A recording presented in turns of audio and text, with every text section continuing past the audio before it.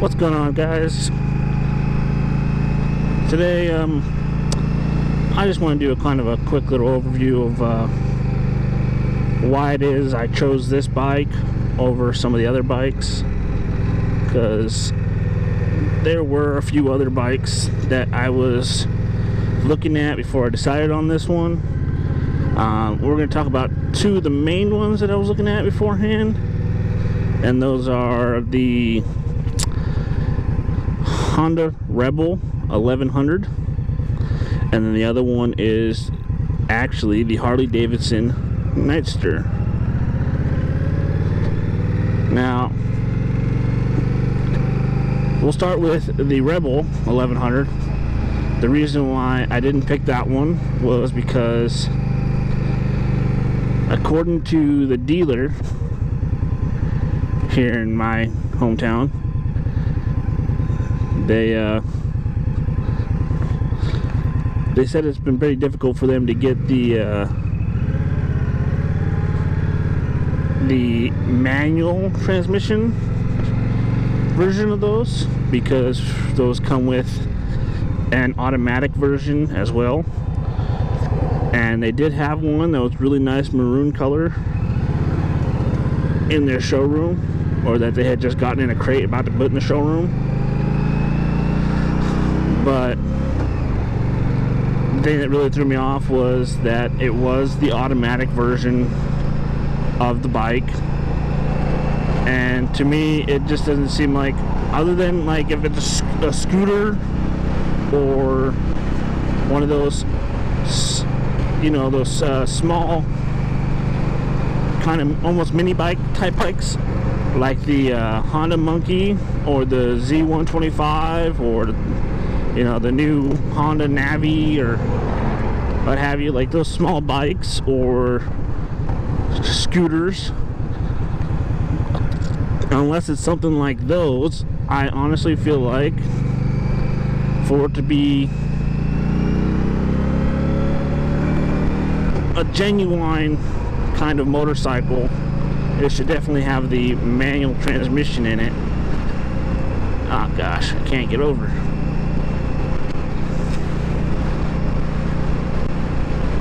But I mean, it was reasonably, I will say that it was very reasonably priced. I think it started out like 9,000 something, like just under 10 grand.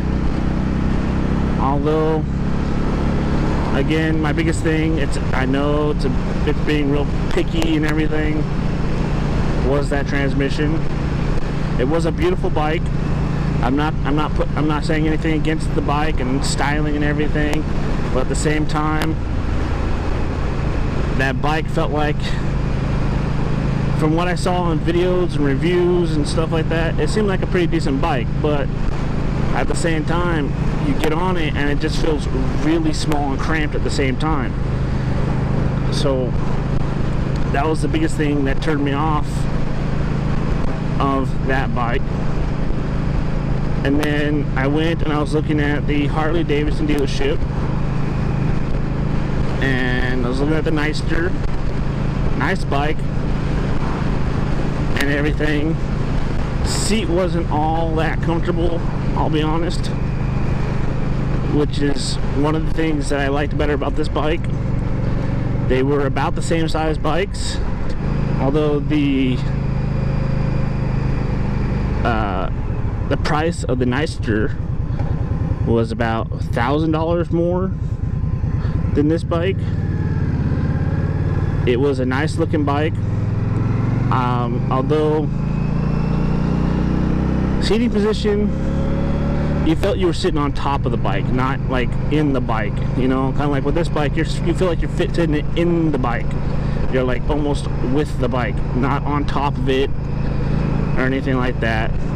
Whereas that Nightster, you felt like you were on top of it. And again, that seating position, with that seat being pretty uncomfortable, the seating position wasn't really the best, because the handlebars didn't come up as high. They were just like mini, almost like I explained in one of my last videos about the regular model Scout that has like the little 2-inch bars or whatever they are. they didn't come up very high. And be sitting on top of the bike, you kind of do have to hunch over, I felt like, which wasn't comfortable at all. I will be honest, I am a bigger guy. I mean, so there's a lot of things that are not very comfortable when it comes to bikes. You kind of want to be in a bike like this. You want to be able to go long distances and be comfortable, kind of like the way I'm sitting here.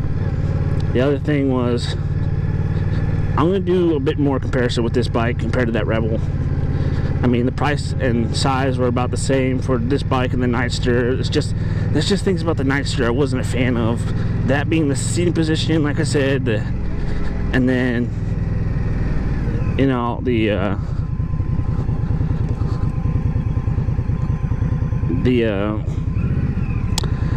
handlebars.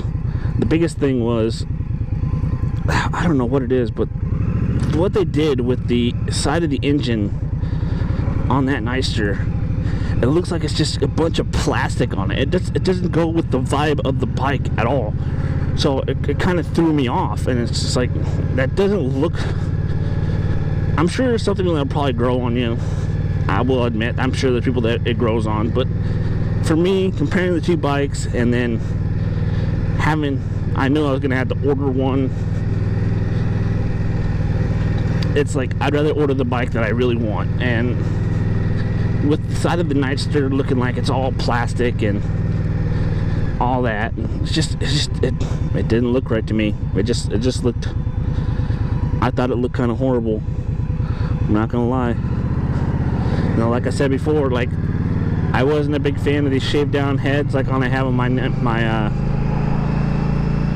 Rogue here at first, but it definitely looks a heck of a lot better than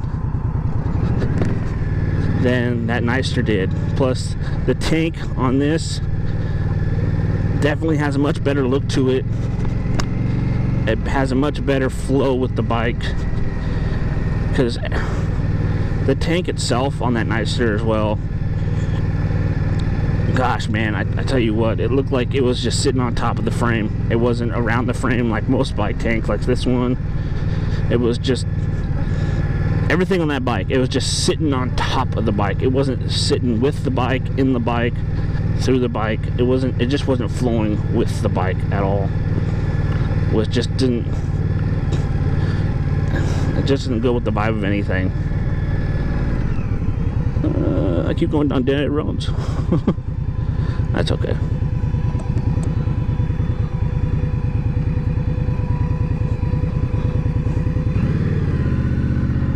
So those are the biggest things that threw me off with that bike. No, I mean, it sounded great and all that, but when it comes down to comfort and rideability and all that, and doing what you want to do with a bike, I'd rather be comfortable, you know.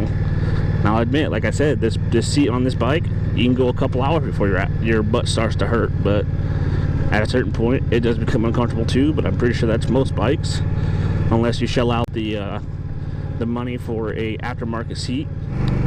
That's just my brief explanation of why I chose this bike over those other bikes. I mean, I'm sure there's other bikes out there. Kawasaki has the Vulcan, but you know, I was never really. The Vulcan's not a bad looking bike. My uncle had a Vulcan S. It was a 650. I believe it was a 650 Vulcan S. It was a pretty nice bike. I rode it a couple times, but I mean, when it comes to, I wanted to make sure that you got the exact bike you want. And if you're following what I'm saying, it's like, I'd rather have this bigger bike over a 650, because like, if I ever ride my uncle and he's on his Harley, I want to be able to keep up with him, because, you know, even when he had that Vulcan, I was on my Ninja 300, it was hard to keep up with him. And that's the thing, is you want to be able to stay with the pack when you're out riding. So that's one of the big things. But again, that's just a brief summary of why I picked this bike over other bikes. So I hope you guys enjoyed the video. I understand it's probably a short one, but go out there, have fun, ride safe, and stay free. I'll catch you guys on the next one.